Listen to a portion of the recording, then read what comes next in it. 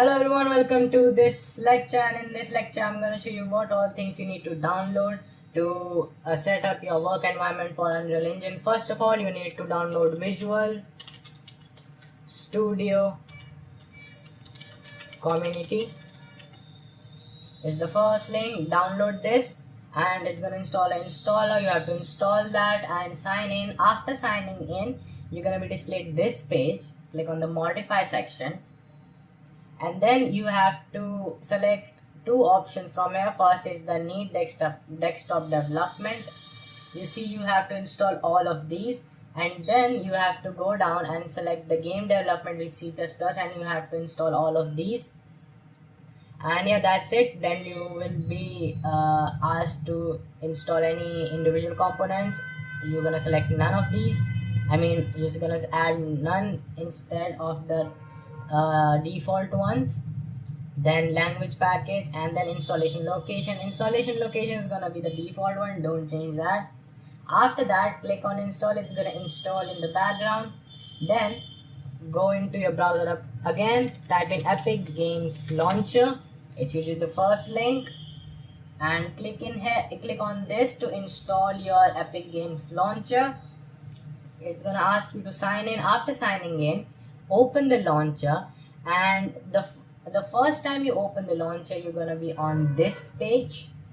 You have to go on to the Unreal Engine section and then come on to the library option. From here, you need to either click on this plus icon. I already have two versions installed, but you have to click on this icon to install your version. Please remember to install any version above 5.0, but you can choose any of them, but this is the most stable version I have worked with. And it can happen that it would ask you beforehand to install any version, so keep in mind. After that, don't launch your Unreal Engine yet. You have to install Android Studio. So you have to install the Android Studio. So after installing everything, Visual Studio Code and Android Studio, and setting everything up, you can finally hit the launch button. After launching the Unreal Engine, you're gonna be showed this interface where you would be provided with these options: the recent games, film and videos, architecture and automobile. You also have your current projects here, but right now because you don't have any projects, you won't be displayed anything here. After that, just click on the game section, choose the blank project, then turn this to C++, because when we package a project, packaging in C++ is much more simpler. This can only be done if you have installed Visual Studio already. Then target platform is mobile, and quality preset should be scalable if your PC is not powerful enough.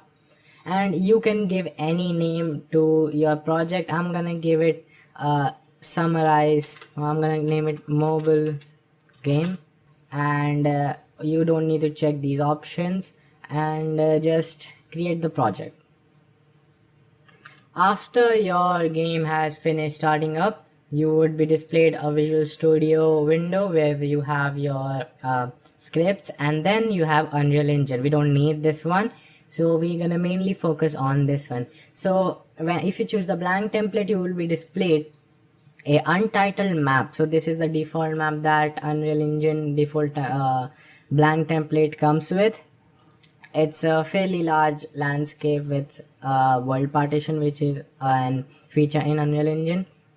Now let's get you more about what you are seeing on the screen.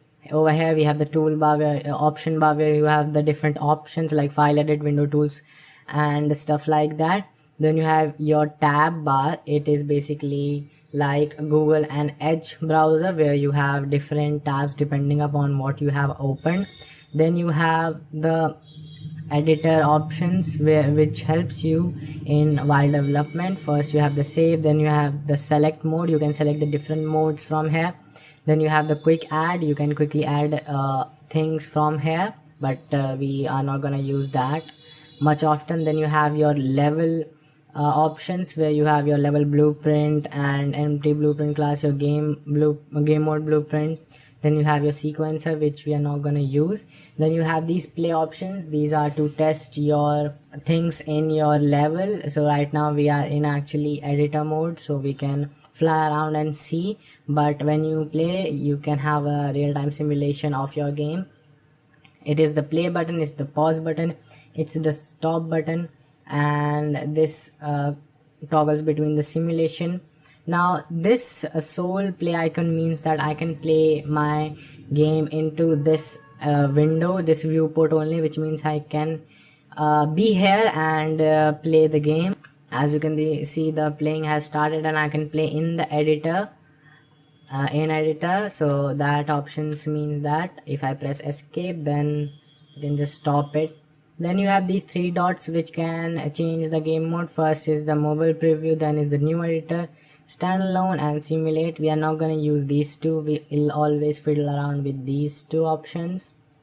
Then we have the platform option. This helps into packaging, like we have to use the Android one, but you also have the Windows one. Then after that we have the settings bar. Here we have your viewport option. You can change different settings of the viewport from here. You have the perspective option. You can change the camera perspective from here. You have the view mode options. You can toggle many different optimizations thing from here. For example, if I want to look at the wireframe of the object or the world, I can just click here and I can see the viewport. If I want the unlit option, which means no lighting, then I can click on the unlit. Now here is the show function. It toggles between the different things which I want to see or don't see in the editor.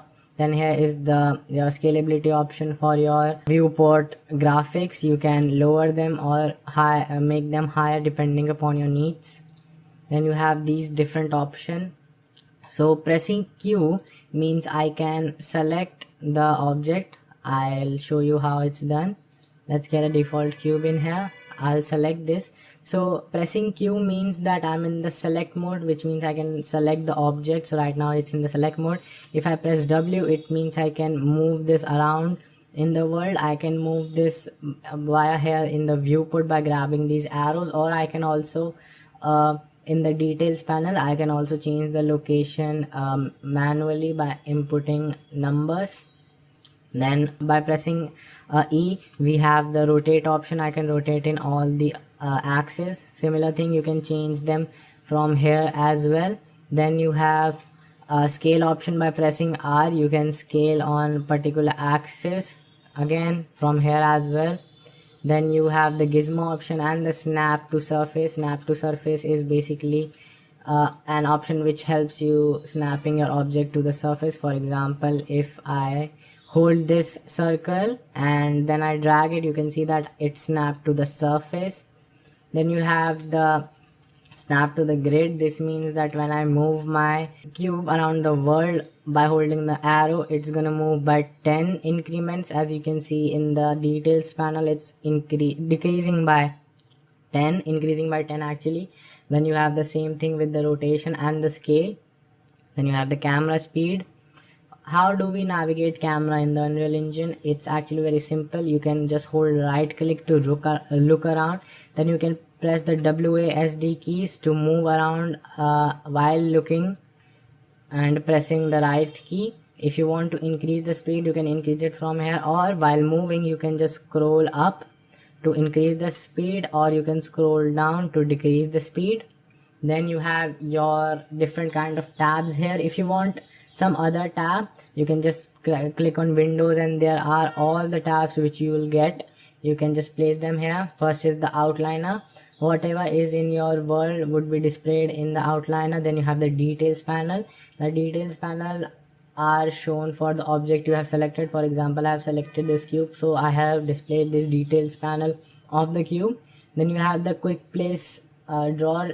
It's similar to this one, but it has a search option. It don't. Then you have the content drawer here also, although we're not going to use this. Then you have the world setting. This is the settings of your level of world you have created. Then when coming down, you have this content drawer. in here you're gonna see all your folder which are structured. We always place everything in our content folder. Then we have the output log. This shows the backend or the technical things which are happening inside your Unreal Engine. So it shows that if something goes wrong, you can also see that here. If any error occur, you can see that and debug from here. Then you have the command prompt for inputting console commands. Then these are not to be used by us for now. Then you have the settings option. This is really important. This has game specific settings, which is volume and distance, some other material settings, and also the world setting, the project setting, and the plugin settings. And yeah, I think so that these are all the things which you need to know, and you have to fiddle around to get yourself more comfortable with all these things and Unreal Engine.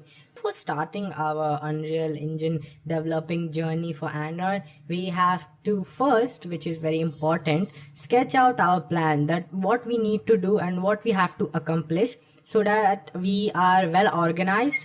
And it is really important that we stay well organized, because when our game reaches a certain extent, it gets really hard to do things and manage things. So it's best to first pre-plan your whole game, your whole development journey, so it is much more easier to progress through various levels of your game. So first of all, the software I'm using is Milanode. You can use it, it's free.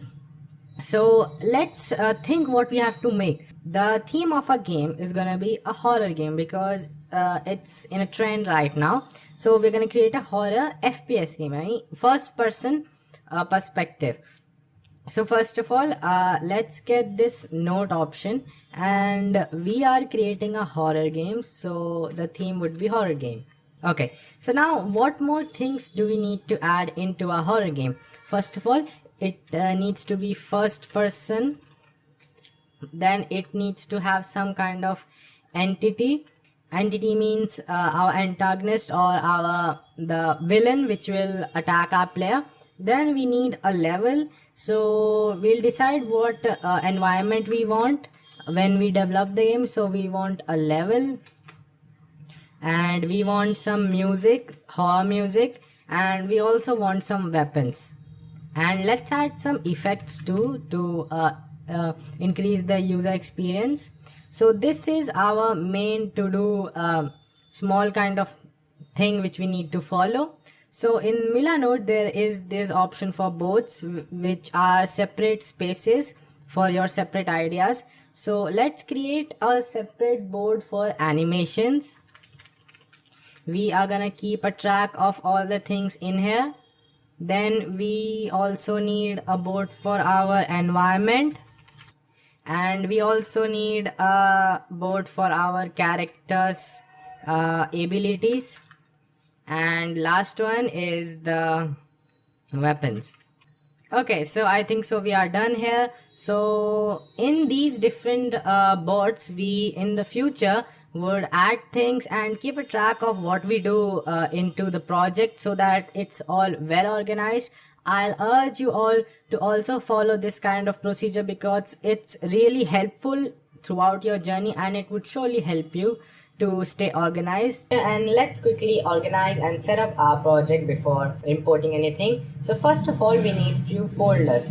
So first we need a models folder. All of our 3D models are gonna be here. Then we need a level folder. All of our levels, which is technically only one, the hospital one, is gonna be in here. And then we need the UI widgets. And what else we need? We need a character model. All of our characters are gonna be in here. And then in the end we need a blueprint model. Oh sorry, we also need a material folder. So all of our textures and materials are gonna be in here. And then we need a blueprints folder. All of our blueprints, like common blueprints, are gonna be in this folder. So yeah, this is it, and these are all the folders that we need to get started with. So the one you see right here is the demo or the starting untitled template comes with. It's totally blank and it has this world partition terrain. So what you have to do is go into a level folder, right click and select this option which is level. Create a new level and I'm gonna name it hospital underscore LV. I'm adding underscore LV as a naming convention that signifies it's a level. Double click on it and save is selected and it's gonna pop up. So you can see that right here it's showing hospital underscore LV. So that's how I know that my level has been opened. Now for mobile development, there are a few things that we have to keep in mind while creating our levels. You have to create a sphere, then we have to assign it a particular texture for the sky, and also we need to apply a particular object to it so that the whole world can render into the mobile. It's a bit technical. Mobiles cannot render the skies while having an open world kind of a thing. We need to enclose our level into a sphere so that the sky could be displayed. I'll show you how it's done. All you have to do is click on the quick adds, go into shapes and select the sphere. Now in the details panel, if you don't have this details panel, just go into Windows and here you have the details. You can choose any one of them. In the details panel, you can see the static mesh. We have to change it.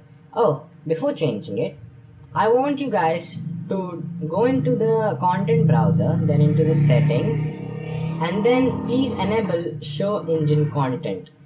Why we want engine content would be clear really soon. Now in here, select type in SM, and you will be displayed two of these options, SM Sky Sphere, and this is also SM Sky Sphere. Choose any one of them. I'll choose this one. After that, go into the materials and type in Sky Dome. This is for our clouds and everything. You can choose any one of them. I'll choose the simple Sky Dome. Now you can see that our whole environment is really dark. So to light it up, go into basics, go into quick adds, visual effects, and then add a sky atmosphere. Go in again, visual effects, and then add an exponential height fog. Into it again. Now in the basic option, in the light option, go into the first option, which is directional lighting, and you can see as soon as I added, there is an afternoon scene. If it is still dark, all you have to go is go into the rotation y-axis, and then you can rotate it. As you can see, as I rotate it, the sky is going from dimly lit to lit and to night time. So I'm gonna set it to daytime for the development purposes. So go into the character folder and create a new folder, name it main underscore SHA. I'm using SHA as a naming convention. You can name it anything. Open it up, click on import, open that folder. First click on this SKM Mani. It's the skeleton mesh. We have to import it first. Just check that mesh is under the mesh skeleton is selected nothing and import is turned off. Click on import all. After that you might get this warning, but just ignore that. After that, click on import again, and this time we're going to import all the animations. Select all the animation once, and you can see that SKM mannequin has been selected in here. Just select it if it's not. Click on import all. You can see that all the animations has been imported correctly. Now go into the content browser, blueprints, and create a blueprint, a character blueprint. Now character blueprint gave us the ability to walk around the world and interact with the world. Click on here and name it main underscore SHA BP. Again, you can name it anything you want. Open this up, and after opening it up, you're gonna see that it has three components. First is the collision, then an arrow signifying the direction of the blueprint, and then a mesh component. Select the mesh component, and in the details mesh and under skeleton mesh, just select our SKM mannequin. It's gonna be a bit disorienting Go into the perspective, left, drag it down until it touches the end of the collision and rotate it towards the direction of the arrow. There you go. Now we also need a camera component to look around the world. Click on add while selecting the mesh component and type in camera. You can see that the camera is a child of the mesh. Now after this, just select the because we are creating a first person blueprint, first person perspective game, so we're gonna align this on the chest of the mesh so that we can see the hands and the legs but not the upper part. So there you go, our camera has been aligned. We might change this in the future. Now after compiling it, go into the level and just drag it down to check the camera, and you can see that it has been aligned perfectly. But if you hit play, you are not possessed by the blueprint, rather you are in a spectator view. This is because we haven't set the auto possess for this blueprint. So click on the blueprint in the level, go into the details tab and type in the search option pawn. You can see that auto possess player has been disabled. Turn this on to 0, then hit play, and you can see that we have been possessed by the character. You can see that there is a ball, I think so. We have to move the camera a bit more further. Let me just turn the grid snapping off.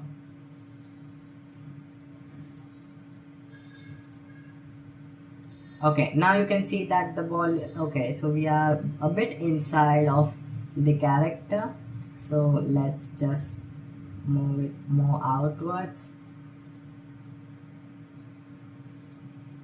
And you can see now we are perfectly aligned with the chest. We cannot move or look around yet because we haven't programmed the script for that. So yeah, in the next lecture we're gonna set up the animation and the controls for our blueprint. So catch you up in the next lecture.